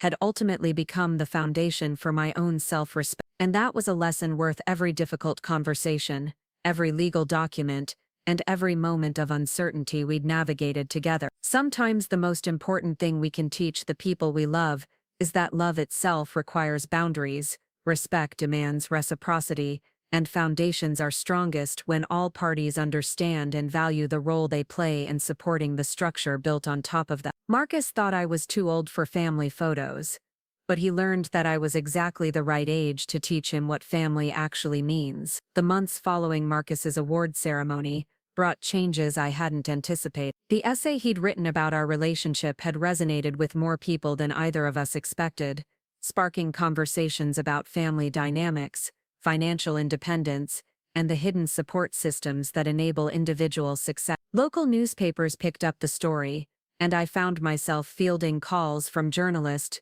who wanted to explore the broader implications of what they called invisible foundations in professional achievement. At first, the attention felt overwhelming. I'd spent decades deliberately staying in the background, supporting Marcus's ambitions, while keeping my own contributions quiet and unacknowledged. Suddenly finding myself the subject of media interest was disorienting and occasionally uncomfortable, but it was also validating in ways I hadn't expected. The most surprising development came in the form of an invitation from the Chicago Small Business Association. They'd read Marcus's essay and learned about my work helping local entrepreneurs with their financial planning and bookkeeping. The association was planning a conference on family-funded startups and wanted me to speak about the legal and financial considerations that families should understand before entering into business partnerships with adult children. I almost declined the invitation. Public speaking had never been something I sought out, and the idea of sharing our personal story with a room full of strangers felt intimidating. But Elena, who'd been following the media coverage of Marcus's award with undisguised pride, convinced me to accept. "You've been helping families navigate these issues for years," she pointed out during one of our coffee dates. "The only difference now is that people are finally paying attention to what you have to say." The conference was held at a downtown hotel, in a ballroom filled with parents, adult children, and business advisors who were grappling with questions similar to those Marcus and I had faced. As I stood at the podium, looking out at an audience of people who understood the complexities of mixing family relationships with financial obligations, I felt a sense of purpose I hadn't experienced since my early years of teaching. I talked about the importance of clear communication and written agreements in family business relationships. I shared the legal pitfalls that could trap well-meaning parents in financial obligations they didn't fully understand. And I discussed the emotional dynamics that could turn generous support into destructive dependence if boundaries weren't established and maintained. But the part of my presentation that generated the most discussion was my emphasis on respect as a prerequisite for healthy family business relationships. I talked about how easy it was for financial support to become an expectation rather than a gift, and how quickly gratitude could be replaced by entitlement if both parties didn't actively work to maintain perspective. The moment your adult child stops seeing your contribution as valuable, I told the audience, is the moment you need to step back and reassess the arrangement. Because financial support without respect isn't generosity, it's enabling. The response was immediate and enthusiastic. During the question and answer session, parents shared stories of their own struggles with ungrateful adult children who'd taken family support for granted. Business advisors asked for specific guidance about structuring family loans and investment arrangements to protect all parties involved. Adult children in the audience talked about their own desires to honor their parents' contributions while maintaining their independence and self-respect. One young woman, probably close to Marcus's age, approached me after the presentation with tears in her eyes. "I think I've been treating my parents the way your son was treating you," she said quietly. "I never realized how dismissive I've become of their help. I always thought I was protecting their feelings by not making a big deal about their support. But now I see I was just erasing their contributions from my success story." Conversations like that one reminded me that our family's struggles weren't unique. Across the country, generous parents were watching their adult children achieve success while forgetting to acknowledge the foundation that had made those achievements possible. And equally concerning, adult children were building their identities around narratives of self-sufficiency that ignored the very real assistance they'd received along the way. Over the following months, I began speaking at more conferences and workshops, always focusing on the practical and emotional aspects of family financial relationships. The work felt meaningful in ways my previous career hadn't quite achieved. While I'd always taken pride in helping small businesses manage their finances, this new role allowed me to address issues that affected families at their most vulnerable moments. The speaking engagements also brought an unexpected financial benefit. The fees I earned for presentations,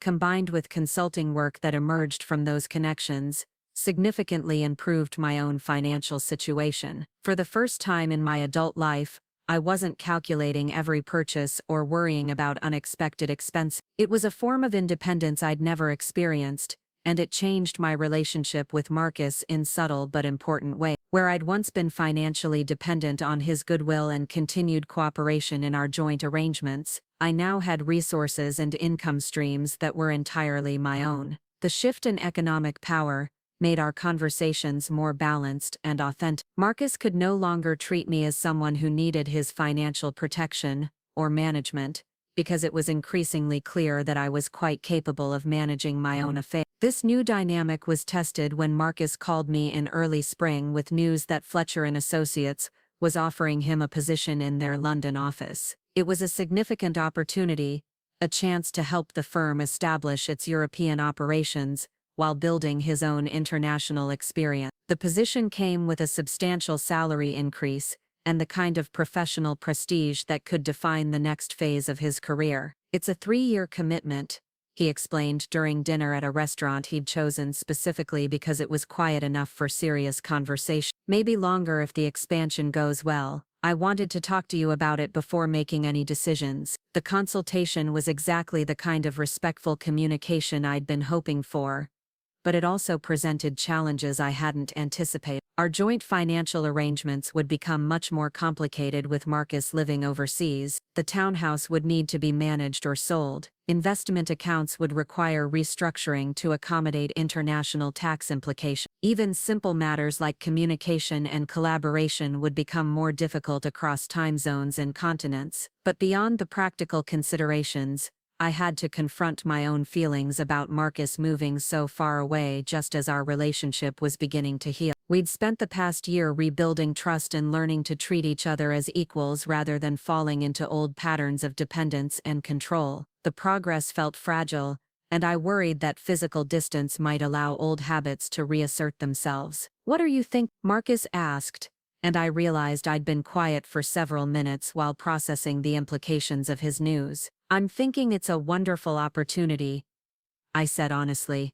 "And I'm also thinking about how we maintain the relationship we've built while you're living on another continent." Marcus nodded, his expression thoughtful rather than dismissive. "I've been wondering about that too. The last thing I want is to fall back into old patterns where I make decisions without considering how they affect you." We spent the rest of the evening working through the practical and emotional aspects of his potential move. Some of our joint financial arrangements would need to be dissolved or transferred to his sole ownership. Others could be maintained through electronic communication and legal documentation, but all of the changes would require careful planning and mutual agreement rather than the unilateral decisions that had characterized his approach to financial matters in the past. The conversation also gave us an opportunity to discuss what we'd learned about each other over the past year. Marcus talked about how his perspective on success had evolved, from seeing achievement as an individual accomplishment to understanding it as a collaborative effort that required acknowledging and honoring the contributions of others. "I used to think that admitting I'd had help somehow diminished my achievements," he said. "But now I realize that understanding how success actually happens makes it more meaningful, not less." For my part, I shared how the speaking and consulting work had helped me understand my own value in ways that extended beyond my role as Marcus's mother. "I spent so many years defining myself through your achievements that I forgot I had accomplishments and expertise of my own," I admit. "This year has reminded me that I'm a whole person with my own talents and contributions to make." The London opportunity also forced us to confront the reality that our renewed relationship would need to function across distance and time difference. We couldn't rely on regular dinners and face-to-face conversations to maintain the intimacy and trust we'd rebuilt. Instead, we'd need to be more intentional about communication and more creative about staying connected. Marcus ultimately accepted the London position, but not before we'd worked together to restructure our financial arrangements in ways that protected both our interests while giving him the flexibility he'd need for international living. Some assets were transferred to his sole ownership after he'd saved enough to buy out my share. Others were liquidated and the proceeds divided according to our legal rights and contributions. The process took several months and required multiple meetings with attorneys, financial advisors, and tax specialists. It was complex and occasionally stressful, but it was also collaborative in ways our previous financial interactions had never been. Marcus consulted me before making decisions, incorporated my concerns into his planning, and made sure I understood the implications of every change we were considering. The townhouse presented the biggest challenge. Marcus's attachment to the property went beyond its financial value.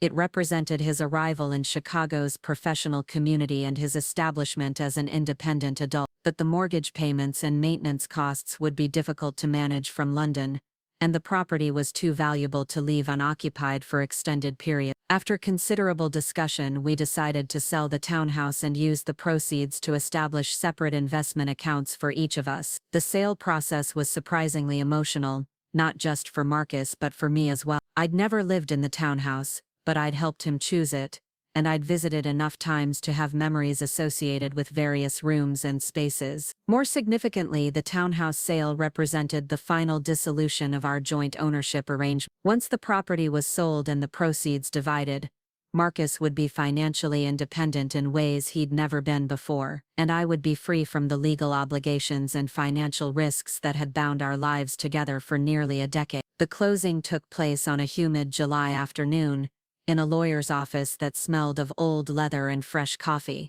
Marcus and I sat side by side, signing document after document that formally ended our shared ownership of his most significant asset. When the final papers were signed and the checks were distributed, we looked at each other with expressions that mixed relief with uncertainty. "How does it feel to be officially self-made?"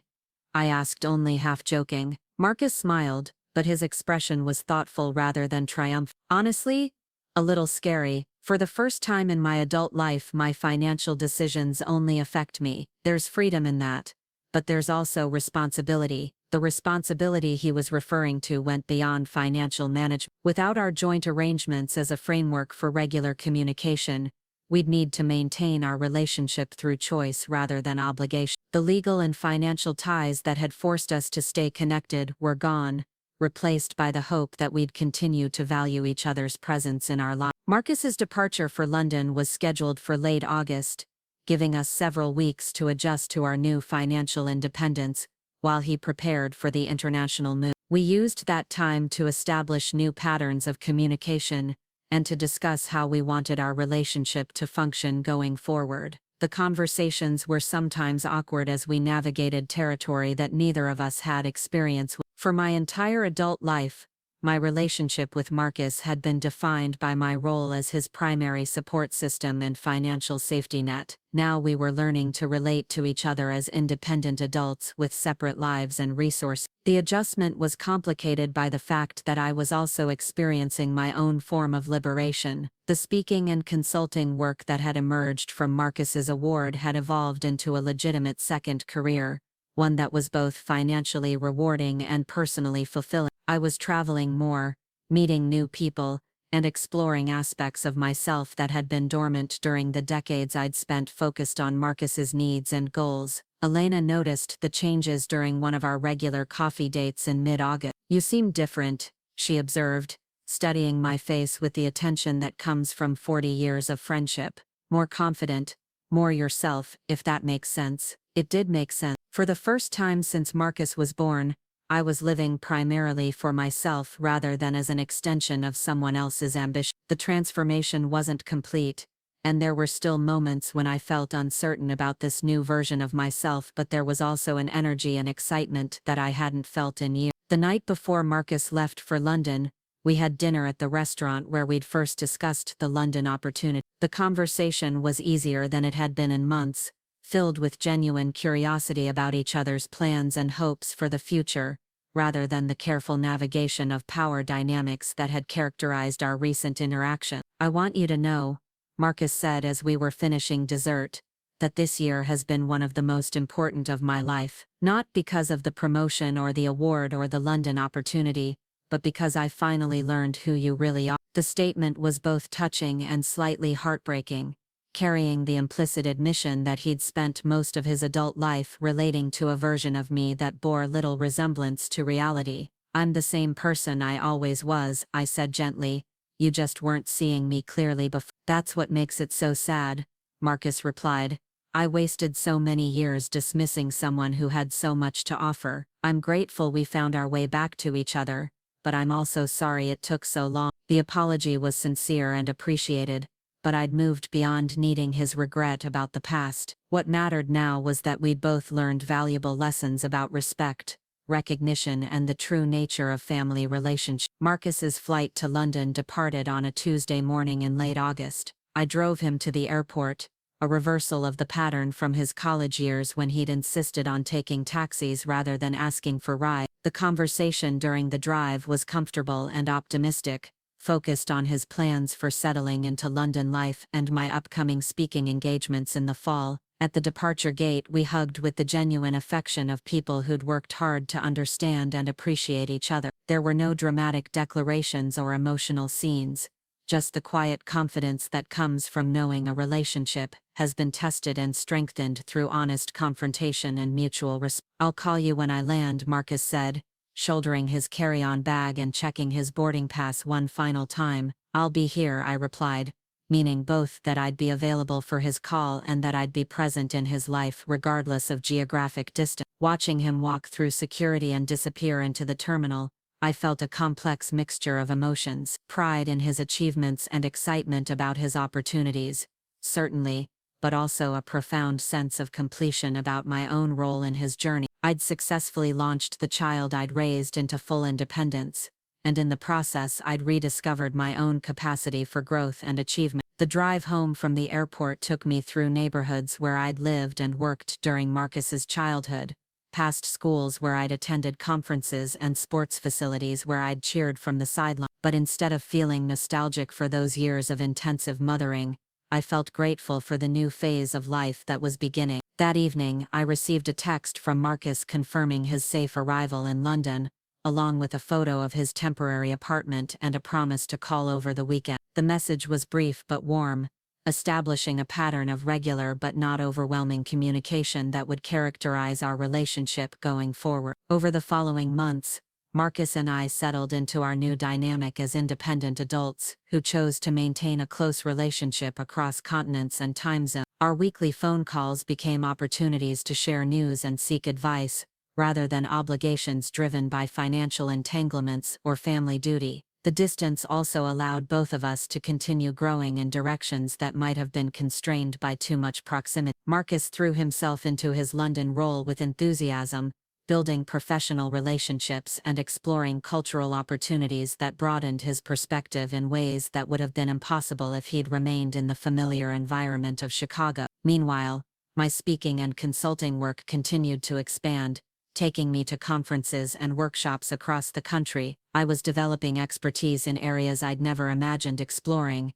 from family business law to intergenerational wealth planning. The work was intellectually stimulating and emotionally rewarding in ways that reminded me why I'd originally chosen a career in education. The most significant validation of our transformed relationship came in December when Marcus called to invite me to visit him in London during the holiday. The invitation wasn't driven by obligation or tradition, but by genuine desire to share his new life with someone whose opinion and presence he valued. "I know it's expensive and complicated," he said during our weekly call, "but I'd really love for you to see what I'm building here, and I want you to meet the people I'm working with. They keep asking about the mother who inspired that essay, and I'd like them to meet you in person." The trip to London was my first international travel in over 20 years, and it represented a level of independence and adventure that the old version of myself might never have attempted. But the woman who'd learned to value her own worth and pursue her own interests approached the journey with excitement rather than anxiety.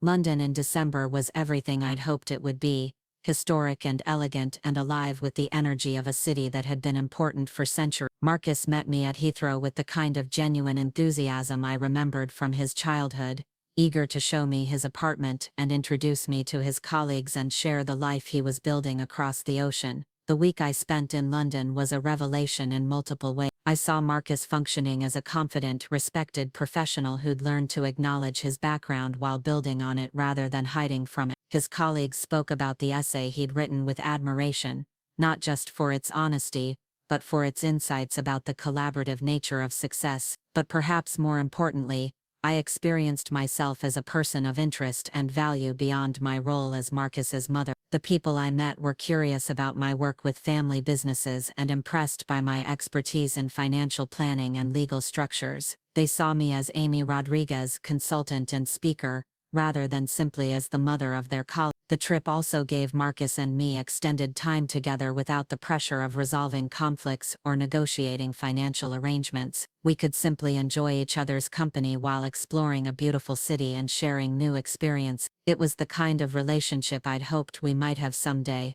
but it had required years of difficult work and fundamental changes in how we related to each other. On my last evening in London, Marcus took me to dinner at a restaurant overlooking the Thames. The setting was romantic and elegant, the kind of place that marked special occasions and important conversations. "I've been thinking," he said as we watched boats navigate the river below us, "about how different this feels from the trips we used to take together. When I was younger, I always felt like I was performing for you, trying to prove I was worthy of your investment. But this week has been about actually sharing my life with someone I enjoy spending time with." The observation captured something important about our evolution as people and as family members. We'd moved from a relationship based on roles and obligations to one founded on mutual respect and genuine affection. It had taken longer than either of us might have preferred, but the foundation we'd built together was stronger for having been tested and consciously reconstructed. My flight home from London was delayed by winter weather, giving me additional time to process what the trip had meant and what it suggested about the future of our relationship. Marcus and I had successfully navigated the transition from financial interdependence to chosen connection, from obligatory family ties to intentional friendship. But more than that, we'd both learned lessons about identity, achievement, and the importance of acknowledging the people who contribute to our success. Marcus had discovered that self-made success was a myth that diminished rather than enhanced his accomplishment, and I'd learned that my value wasn't dependent on other people's recognition of it, but that recognition still mattered as a form of respect and appreciation. The woman who'd been told she was too old for family photos had ultimately taught her son that family was about much more than appearances or convenience. It was about honoring the people who'd invested in your success, recognizing the foundations that made your achievements possible, and maintaining relationships based on mutual respect rather than one-sided benefit. As my plane finally took off from Heathrow, carrying me back to Chicago and the life I was still building for myself, I felt a satisfaction that was both profound and hard-earned. I'd successfully raised a son who'd learned to value the people who'd supported his journey, but perhaps more importantly, I'd rediscovered my own worth and learned to demand the respect I'd always deserved. The foundation I'd built for Marcus's life had ultimately become the foundation for my own empowerment, and that was a lesson worth every difficult conversation, every moment of uncertainty, and every act of courage it had taken to insist on being seen, valued, and respected for exactly who I was and what I'd contributed. Up next, you've got 2 more standout stories right on your screen. If this one hit the mark, you won't want to pass these up. Just click and check them out.